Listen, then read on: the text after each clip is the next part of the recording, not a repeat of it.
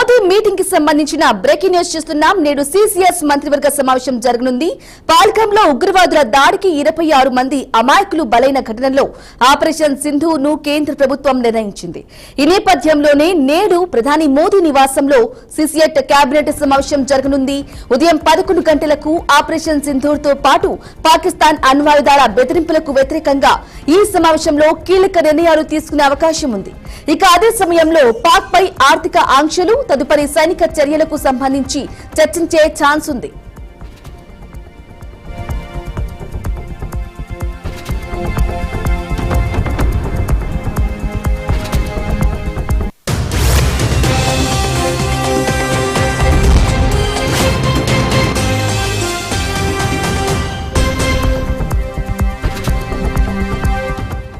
ఇక దీంతో పాటు పాక్ తో భవిష్యత్తులో జరిగే చర్చల్లో పాక్ ఆక్రమిత కాశ్మీర్ తో పాటు ఉగ్రవాద వ్యతిరేక ప్రయత్నాలపై ఫోకస్ పెట్టాలని మోదీ కేబినెట్ సహచరులకు తెలియజేసే అవకాశం ఉంది.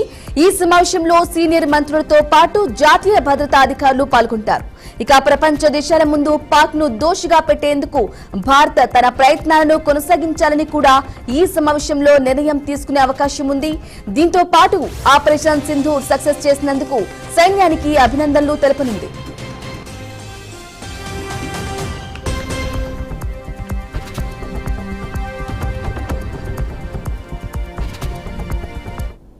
రైట్, ఇక మోదీ సిసిఎస్ భేటీకి సంబంధించిన తాజా అప్డేట్ అందించడానికి మా ప్రతినిధి సాగర్ అందిస్తారు. సాగర్, చెప్పండి, ఆపరేషన్ సింధూర్ తర్వాత తొలిసారి సిసిఎస్ భేటీ జరుగుతున్నట్లుగా తెలుస్తోంది. అప్డేట్స్ ఏంటి?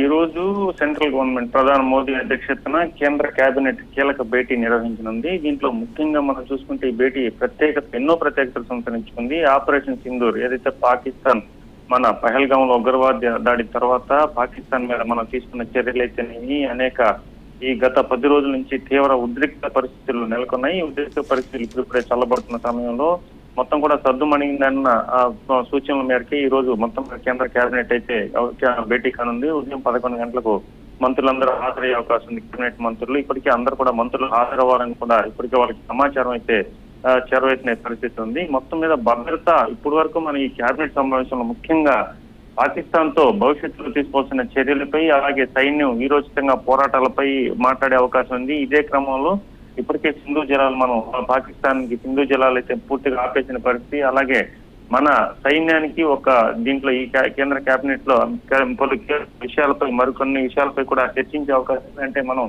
ఇప్పటికే అనేక కీలకమైన ఆయుధాలు దిగుమతి చేసుకుంటున్నాం. అలాగే మేక్ ఇన్ ఇండియా కావచ్చు, అలాగే ఏదైతే మేడ్ ఇన్ ఇండియా ఈ తర్వాత రక్షణ రంగానికి సంబంధించి మనం ఎటువంటి చర్యలు తీసుకునే అంశాల మీద కూడా మాట్లాడే అవకాశం ఉంది. మరీ ముఖ్యంగా భవిష్యత్తులో పాకిస్తాన్ పై మనం ఎటువంటి వ్యవహారాలు నడపాల్సింది. ఇప్పటికే పాకిస్తాన్ తో మనం ఈ పహల్గాం ఉగ్రదాడి తర్వాత ఇటు దౌత్యపరంగా పూర్తిగా దూరంగా ఉంటున్నాం. వాళ్ళ హైకమిషన్ అంతా కూడా వెనక్కి పంపించిన పరిస్థితి ఉంది. అలాగే అక్కడ కాశ్మీర్ మన బార్డర్ ఏదైతే 3 రాష్ట్రాలు పంజాబ్ కావచ్చు, కాశ్మీర్ కావచ్చు, జమ్మూ కాశ్మీర్, పంజాబ్ తో పాటు రాజస్థాన్ కూడా మనం ఏదైతే బార్డర్ పంచుకున్నామో అక్కడ పై మనం కాల్పుల ఒప్పందం తర్వాత కూడా పాకిస్తాన్ ఒక రోజైతే మళ్ళీ డ్రోన్ తో దాడి చేసిన ఘటన ఉంది. దీనిపై మళ్ళా కూడా ఉద్రిక్త వాతావరణం నెలకొనే అవకాశం ఉందని చెప్పి అన్నా కూడా మళ్ళీ ఆ ఉద్రిక్త చల్లారని పరిస్థితుంది. దీంట్లో ముఖ్యంగా వాణిజ్యంపై కూడా చర్చించే అవకాశం ఉంది. ఎందుకంటే వాణిజ్యం మధ్యవర్తిత్వం మేము వహించాము, పాకిస్తాన్ భారత్ మధ్య కాల్పులకు మేమే మొత్తం కూడా చేసాము. ఇదే క్రమంలో కూడా మొత్తం వాణిజ్య పరంగా కూడా మేము కీలక నిర్ణయాలు తీసుకునే అవకాశం ఉందని అమెరికా చెప్తున్న క్రమంలో ఇప్పటికే మొత్తం మీద ఆ విషయాలను ఖండించారు. భారత్కు సంబంధించిన అనేక మంది మంత్రులు కూడా దీనిపై కూడా కీలక విషయాలు అయితే చర్చించే అవకాశం ఉంది. భవిష్యత్తులో వాణిజ్య పరంగా భారతదేశ సార్వభౌమత్వానికి ఎటువంటి సంబంధం లేదని, వాణిజ్యానికి సంబంధించిన లింకులు పెడితే తాము ఎక్కడ లొంగలేదని చెప్పి అమెరికాకి డీటైన సమాధానం చెప్పిన పరిస్థితి ఉంది.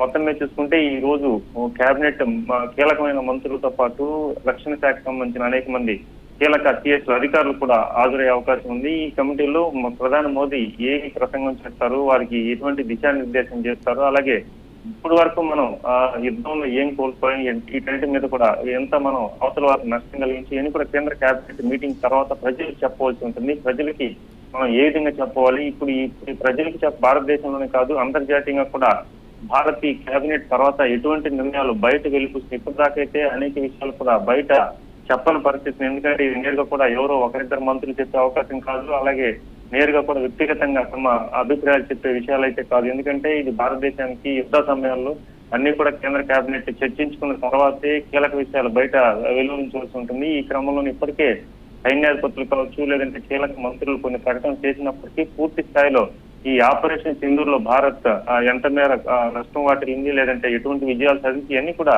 పూర్తి స్థాయిలో మనకి ఈ రోజు కేంద్ర కేబినెట్ తర్వాతే నిర్ణయాలు తీసుకునే అవకాశం ఉంది. ఇదే క్రమంలో పలు కీలక విషయాలు అంటే ఇప్పటికే భారతదేశానికి సంబంధించిన విదేశీ శాఖ మంత్రి జయశంకర్ కి బుల్లెట్ ప్రూఫ్ కారు ఇవ్వాలని కూడా నిన్న సూచనప్రాయంగా అయితే తెలియజేసిన ఘటన అయితే ఉంది. అలాగే అనేక మంది కీలక వ్యక్తులకు రక్షణ కల్పించడంలో కూడా అంటే ఇక్కడ నుంచి మొత్తం కూడా సినారియో చాలా వరకు మారే అవకాశం ఉంది. ఇతర దేశాలతో మనం వ్యవహరించాల్సిన తీరు, అలాగే బంగ్లాదేశ్ లో నిన్న అవామీ లీగ్ పార్టీని అయితే నిషేధించారు. ఈ నిషేధం భారత్ ఖండించింది. దీనిపై కూడా కేంద్ర కేబినెట్ లో అంటే ఎలాంటి బంగ్లాదేశ్ తో మనం ఎలాంటి పరిస్థితులు, అలాగే దౌత్యపరంగా ఎలాంటి నిర్ణయాలు తీసుకునే అవకాశం ఉంది కూడా ఈ కేబినెట్ లో చర్చించే అవకాశం ఉంది. సో భారతదేశం లోపల అంటే మన అంతర్గత వ్యవహారాలతో పాటు అంతర్జాతీయ వ్యవహారాలు కూడా అనేక విషయాలు ఈ రోజు కేంద్ర కేబినెట్ మీటింగ్ లో చర్చకు వచ్చే అవకాశం ఉంది. మరీ ముఖ్యంగా ఆపరేషన్ సింధూర్ లో సైనికులకి గట్టిగా సైనికులు సాధించిన విజయాలకి అందరూ కూడా మద్దతు తెలిపే అవకాశం ఉంది. సో మొత్తం మీద చూడాలి, పలు కీలక విషయాలు చర్చకు వస్తాయి కాబట్టి కేబినెట్ మీటింగ్ 11 గంటలకి ఢిల్లీలో ప్రారంభం కాబోతుంది. కేబినెట్ మీటింగ్ అయ్యాక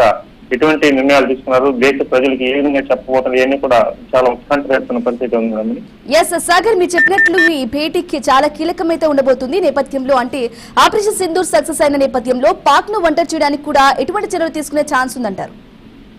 ఇప్పటికే భారతదేశం కొన్ని విషయాల్లో కొంత దౌత్యపరంగా కొంత మనం వెనకడుగు వేసిన పరిస్థితి. ఎందుకంటే IMF ఇంటర్నేషనల్ ఏదైతే బ్యాంక్ నుంచి పాకిస్తాన్ ఇప్పటికే $1 మిలియన్ సుమారు 8,500 కోట్ల రూపాయలు ఆ రుణంగా ప్యాకేజ్ ప్రకటించారు. కానీ ఈ రుణం రాకుండా ఉండేందుకు భారతదేశం అన్ని విధాలా కూడా అంతర్జాతీయంగా ప్రయత్నాలు చేసినప్పటికీ ఎటు UK కావచ్చు, US కావచ్చు, అలాగే UAE కావచ్చు, సౌదీ అరేబియా ఇలాంటి దేశాలన్నీ కూడా ముఖ్యంగా అమెరికా మద్దతు తెలపడంతోనే పాకిస్తాన్ కి 8,500 కోట్ల రూపాయల ఒక ప్యాకేజ్ అయితే ప్రకటించారు. దీంట్లో భారత్ కొంత దౌత్యపరంగా వెనకడుగు వేసి చెప్పొచ్చు. ఎందుకంటే గట్టిగా మనం ప్రయత్నించి ఉంటే, లేదంటే మనకి దౌత్యపరంగా ప్రపంచవ్యాప్తంగా మద్దతు కొంత కరువైందని చెప్పొచ్చు. లేదంటే వాళ్ళకి 8,500 కోట్ల రూపాయలు వచ్చినట్టు కాదు. ఇదే క్రమంలో వాళ్ళకి డబ్బులంతా కూడా ఉగ్రవాదులకి ఖర్చు పెడతారు కాబట్టి ప్రపంచవ్యాప్తంగా ఇతర దేశాలు ఇప్పటికీ 80 దేశాలకు మనం బ్రీఫింగ్ ఇవ్వడం జరిగింది. అంటే మనం యుద్ధం ఎందుకు చేసాము, ఏ పరిస్థితుల్లో యుద్ధం చేసాం, టెర్రరిస్ట్ ఏ విధంగా ఉన్నారు, ఈ వీటన్నిటి మీద కూడా బ్రీఫింగ్ ఇవ్వడం జరిగింది. అయినా కూడా ప్రపంచ దేశాలతో దౌత్యపరంగా మద్దతు ఇంకొంచెం సాధించవలసి ఉంటుంది. మరీ ముఖ్యంగా మనకి సపోర్ట్ చేస్తున్న చైనా కావచ్చు, ఇజ్రాయెల్ కావచ్చు, మరికొన్ని దేశాలు పైకి సపోర్ట్ మనకి గట్టిగా చేస్తున్నాయి. కానీ అంతర్గతంగా అనేక దేశాలు కూడా మనకు వ్యతిరేకంగా టర్కీ కావచ్చు నోటా ప్రవేశపెట్టే అవకాశం ఉంది. అంతర్జాతీయ బ్యాంకులు నోటా ప్రవేశపెట్టి వాళ్ళకి పాకిస్తాన్ కి డబ్బులు రాకుండా కూడా చేయవలసి ఉండే అవకాశం ఉన్నా కూడా వాళ్ళు ఎవరు కూడా మనకు మద్దతు తెలపలేదని చెప్పారు. సో ఇలాంటి అవకాశాలన్నీ కూడా కేబినెట్ లో చర్చించి అంతర్జాతీయంగా భారత్ మరింతగా అంటే దౌత్యపరంగా మరింత విజయం సాధించేందుకు ఇతర దేశాలతో మరింత సన్నిహితంగా పాకిస్తాన్ ఏకాకిం చేసి ఒంటరిని చేసి ఇప్పటికే పాకిస్తాన్ లో బలిచిస్తాను ఇప్పటికే పెద్ద రెబల్స్ గా అక్కడ వ్యవహారం నడుస్తూ ఉంది. ఆ వ్యవహారం కూడా భారత్ నేరుగా కూడా పాల్గొనకపోయినప్పటికీ అంతర్గతంగా కొంత సహాయం చేస్తుందని చెప్పి పాకిస్తాన్ మనల్ని ఏకాకిం చేసే ప్రయత్నాలు అయితే చేస్తున్నాయి. ఈ ప్రయత్నాలన్నీ కూడా అంతర్జాతీయంగా ఇతర దేశాల దృష్టిపరంగా భారత్ ఎండగట్టే అవకాశం ఉంది. సో మొత్తం మీద పాకిస్తాన్ ఒంటరి చేసి భవిష్యత్తులో ఇటు మనకు ముఖ్యంగా సింధు జలానదులు కూడా దీని మీద చర్చకు వచ్చిన సింధు జలానదులు ఖచ్చితంగా కావాలి మాకు అంతర్జాతీయంగా మేము అనేక అంశాలు కూడా లేవనెత్తే అవకాశం అని చెప్పి పాకిస్తాన్ చెప్తున్నాం. ఎలా ఎటువంటి పరిస్థితుల్లో ఉగ్రవాదానికి ఎగపిస్తున్న పాకిస్తాన్ సింధు జలాలు పంపే అవకాశం లేదని చెప్పి భారత్ చెప్తుంది. సో పాకిస్తాన్ ఒంటరి చేయాలంటే అంతర్జాతీయంగా మనం అనేక అంశాలు మనకందరూ కూడా దౌత్యపరంగా విజయం సాధించవలసింది. ఇప్పటికే భారత్ గట్టిగా మద్దతిస్తున్న రష్యా కావచ్చు, జపాన్ కావచ్చు, ఇజ్రాయెల్ కావచ్చు ఇలాంటి దేశాలతో కలుపుకొని ఇప్పుడు అమెరికా మాత్రం గోడ మీద పిల్లని ఉంటుంది. ఒకవైపు భారత్ కు మద్దతు ఇస్తాను ఖచ్చితంగా భారత్ మా మిత్రుడని చెప్తూనే ఇటు మనకి వాణిజ్య పరంగా ఇబ్బందులు కలిగిస్తా ఉంది. పాకిస్తాన్ కి బెయిల్అవుట్ ప్యాకేజ్ 8,500 కోట్లు. ఎస్ సాగర్, అలాగే చెప్పండి, ఇప్పుడు టర్కీ డ్రోన్లు కానీ తుపాకులు కానీ పాక్ లో యుద్ధంలో వాడుతూ ఉన్న నేపథ్యంలో ఇక ఇప్పటికీ టర్కీ వస్తువులు కూడా బ్యాన్ చేయాలి అని చెప్పేసి కూడా సర్వత్రా విమర్శలు వస్తున్నాయి ఇండియాలో. ఈ నేపథ్యంలో ఆ దిశగా కూడా ఈ భేటీలో ఏమైనా కీలక అంశాలు కానీ దీనిపై నిర్ణయం ఉండే అవకాశం ఉందంటారా? ఖచ్చితంగా బ్రాహ్మణి, ఇప్పటికే టర్కీకి చాలా మిత్ర దేశం అనుకున్నాం. 2023లో ఒక భారీ భూకంపం వచ్చినప్పుడు ఒక ఆపరేషన్ దోస్తు పేరిట అనేక టన్నుల ఆహారం కావచ్చు, వైద్యపరంగా అన్ని కూడా అందజేసి ఆపన్న హస్తం అందించినా కూడా టర్కీ మనం ఏదైతే ఆపన్న హస్తం అందించిన చేయని కోరికే పడుతుంది. ఇప్పటికే టర్కీకి సంబంధించిన డ్రోన్లు 400 డ్రోన్లు ఏకకాలంలో ఉపయోగించారని చెప్పి భారత సైన్యం నిర్ధారించింది. కాబట్టి టర్కీ నుంచి మనకి అత్యధికంగా 2 మార్గాల ద్వారా టర్కీకి మన ద్వారా ఆదాయం వస్తుంది. ఒకటి వచ్చి యాపిల్స్, అలాగే అనేక రకాలైన ఫ్రూట్స్ దిగుమతి కావచ్చు. మరొక విధానం, మన పర్యాటకులు ఎక్కువగా టర్కీని సందర్శిస్తూ ఉన్నారు. దీంతో సుమారుగా సంవత్సరానికి 1500 కోట్ల రూపాయల మేర టర్కీకి ఆదాయం వస్తుందని చెప్పి ఒక అంచనా వేశారు. దీనికి ఇప్పటికే ఉత్తరప్రదేశ్ కి ఎక్కువగా కూడా యాపిల్స్ దిగుమతి అవుతూ ఉంటాయి టర్కీ నుంచి. ఇప్పటికే ఉత్తరప్రదేశ్ లోని అనేక మంది ట్రేడ్ యూనియన్లు కావచ్చు, అనేక మంది వ్యాపారులు కావచ్చు, బాయ్కట్ టర్కీ అని చెప్పి ఒక హ్యాష్ ట్యాగ్ ని ఇప్పటికే పెట్టారు. టర్కీ నుంచి వచ్చే పూర్తిగా యాపిల్స్ అన్ని కూడా మేము దిగుమతి చేసుకోము, టర్కీని ఇంకా ఖచ్చితంగా కూడా ఒక శత్రు దేశంగానే చూస్తామని వ్యాపారం చెప్తున్న పరిస్థితితో టర్కీని కూడా ఇప్పుడు మనం ఒక శత్రువుగానే చూడాలి. వ్యాపారంగా కూడా దెబ్బ కొట్టాలంటే అందరూ కూడా టర్కీ మీద కూడా పలు అధికారికంగా ఇదైతే ప్రజలు చెప్తారన్నమాట, కానీ కేంద్రం కూడా అధికారికంగా కొన్ని చర్యలు అయితే తీసుకునే అవకాశం అయితే ఉంది. Right Sagar, thank you for the updates.